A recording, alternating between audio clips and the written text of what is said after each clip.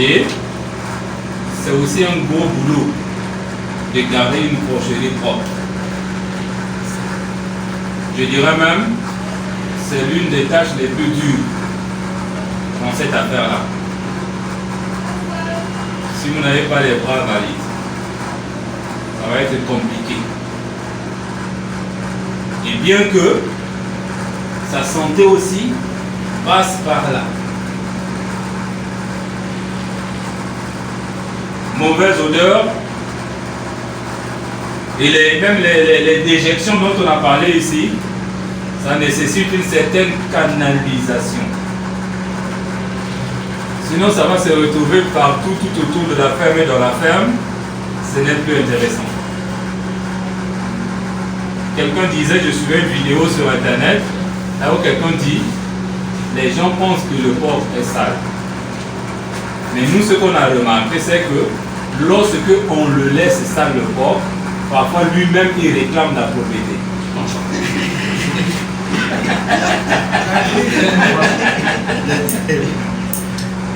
Et c'est vrai, les amis, vous allez observer ça. De toutes les façons, en tant qu'éleveur, on va être des gros observateurs. Oui, effectivement, normalement, c'est ça un bon éleveur. Tôt le matin, il regarde, il observe. Et vous allez voir, dans tout le cours, qu'est-ce que vous observez? Qu'est-ce qui vous donne les indices? Quels genre de formations? Ainsi de suite. Vous allez voir ça. Donc, c'est un désavantage, c'est un inconvénient, mais qui est contournable. Et ici, on parle beaucoup plus de l'élevage intensif. Comme vous avez un petit cheptel, la pollution, le degré de pollution n'est pas aussi élevé que ça. C'est lorsque c'est 1000, 2000, 3000, 5000, 10 000, alors là,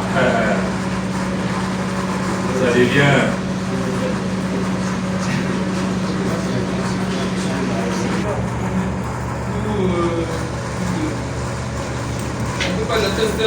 L'eau passe régulièrement. Dans 10 minutes, on va terminer. L'eau passe régulièrement, peut-être nettoyer. Bien sûr. Oui, vas-y. Tout à l'heure, il a dit c'est pourquoi il faut toujours créer une forme de canalisation pour faire passer les déchets. Tout à l'heure, il a expliqué qu'il y a le corps produit beaucoup de déchets. Moi, automatiquement, il y a une idée qui m'est venue en tête. Si moi, demain, je vais faire en sorte qu'il y ait les pompes à pression. Dans un moment donné, je constate qu'il y a trop de déchets là, qui viennent du pompe pour envoyer ça dans la canalisation pour que ça puisse partir. En fait, il faut éviter que dans les pompes traînent dans les déchets. Tous les scénarios que tu peux mettre en place pour te faciliter la vie, vas-y. Mais le truc, c'est il y a un coût. Surtout quand on démarre. Quand on démarre, on n'a pas tous les moyens. Vous allez voir qu'on va même parler même de la disposition des loges, l'emplacement des loges, la construction des loges, et aller visiter beaucoup de... Bon, quand je parle loge, c'est les box. J'aime bien utiliser loge que box. Box, c'est monsieur, madame, tout le monde. Vous venez ici pour être des techniciens, donc on utilise les mots appropriés, des loges. Donc vous allez voir aussi, il y a une manière de disposer, de construire, tout ça là, les installations, c'est hyper vital, c'est très important. Mais à cause parfois des moyens, généralement, il y en a qui louent. Vous voyez, quand on loue, ben, on n'a pas été à la construction. Donc on est obligé de se contenter de ce qu'on nous a servi comme installation. Mais tout en sachant qu'il y a un risque à ça. Donc si on a les moyens, on met tous les moyens en jeu, on fait propre, on met un système, comme il a dit, d'irrigation, comme vous avez dit, même un système de nettoyage automatique, on peut créer ça.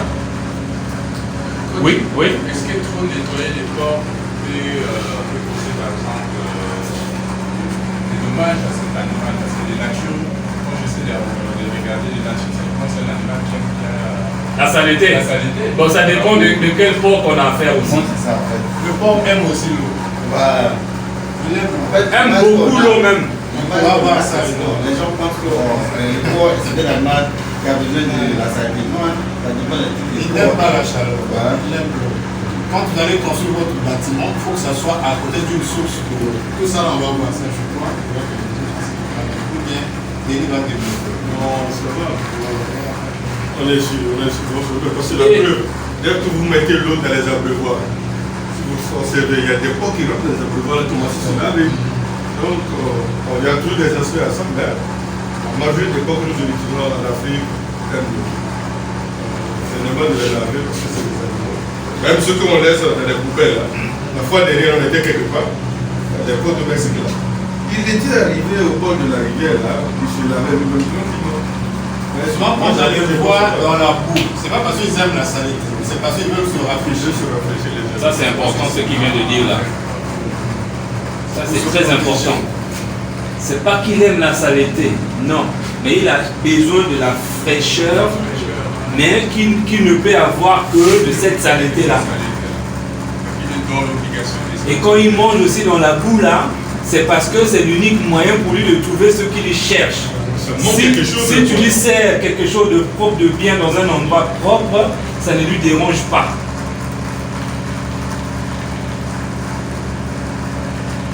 Et en plus, moi je sais un peu de faire la différence entre nos cochons avec les porcs que nous élevons dans des conditions industrielles. Vous comprenez, non? Voilà. Et même les porcs, dans les conditions industrielles, il y a plusieurs races. Et il y a des réflexes par rapport aux races. Continuons. Une question encore. Est-ce que quand on élève les porcs, on est dans l'obligation d'avoir également un vétérinaire? Ah oui, mais bien sûr que oui.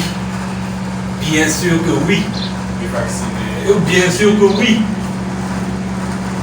Les cochons, dès qu'ils n'ont pas de vétérinaire, bon, ils doivent toujours avoir des vétérinaires, mais naturels. Déjà, dans la boue, dans la forêt, ils doivent peut-être avoir un système qui gère leur santé.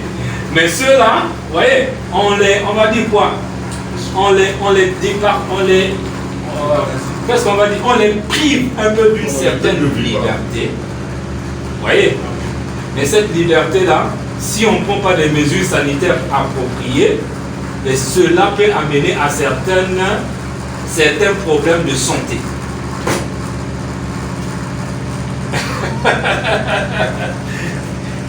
C'est pourquoi on parle nutrition, vous n'étiez pas là quand on parlait de ça. La manière dont on les nourrit et la manière dont on les entretient, ça fait l'élevage comme ça. Ouais. Donc ça peut vous amener à l'échec, ça peut aussi vous amener à la réussite. Mais beaucoup échouent parce qu'ils ne prennent pas effectivement le temps d'apprendre, de s'asseoir, d'apprendre, de comprendre, de se poser des questions, de tester. Beaucoup ne le font pas.